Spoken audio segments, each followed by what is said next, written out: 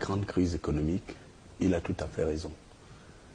On a fait 20 ans d'ajustement structurel, 1986, 2006 pratiquement. Mais les causes endogènes l'emportent sur les causes exogènes. Pourquoi? Parce que c'est important ce que je vais dire. Quand le président Paul Biya, mon maître politique, arrive au pouvoir, nous avons près de 700 sociétés d'État. J'ai travaillé cela. Et sur les 700 sociétés, le président Ahidjo a mis en place la SNI, la Société nationale des investissements, qui détenait près de 80% de parts dans ces sociétés qui exploitaient le bois, les mines. Je vous donne un chiffre vérifiable. 50% du bois du Cameroun jusqu'en 1982, sous Amadou Ahidjo, était exploité au Cameroun. Transformé.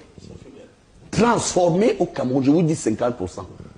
Premier échec, ce sont des petits copains, coquins, gourous qui exploitent nos mines de manière artisanale dans le secteur privé. Dernier point, et je cite le chef de l'État. Comprenez pourquoi je voulais ajouter cela. Les bandits en col blanc, lorsque j'étais injustement traduit au conseil de discipline du comité central, j'ai dit à Peter Mafani Moussonga, malgré ma mauvaise vue, regardez-moi en face, y compris au ministre d'État Chaque Fameux Dongo. Franchement, est-ce que nous n'avons pas trahi le président?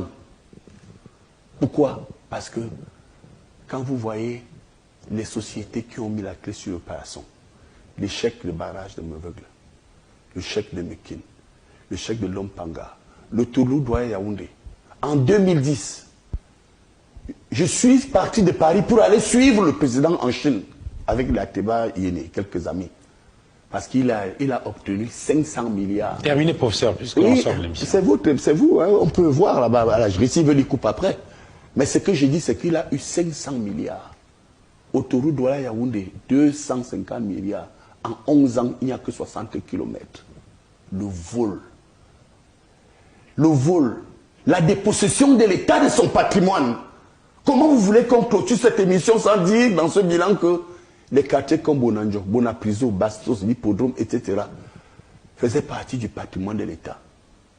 Et que ceux qui sont arrivés là, non seulement ils ont décaissé tout ce qu'il y avait dans notre trésor, mais ils sont tous les propriétaires du patrimoine de l'État. Et le bâtonnier Charles Tchonga a dit en d'autres termes qu'il est important aujourd'hui de lancer un grand audit. Donc vous comprenez donc que ce sont ces personnes qui étaient hier ces opposants, qui parlaient de pornocratie, qui parlaient de gouvernement perpétuel, qui le combattaient ici et là, etc., qui sont devenus ses meilleurs alliés pour une seule chose.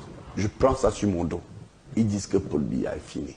Bien. Est fini. Il faut donc mettre le grappin sur tout, parce qu'il ne comprendra rien. Mais je leur dis pour terminer. Merci, professeur. Mais qu'il fasse attention. Merci. Parce que je suis de ceux qui disent que faites attention. Paul Biya, je suis convaincu que même à la dernière minute, il va réagir. Merci, professeur.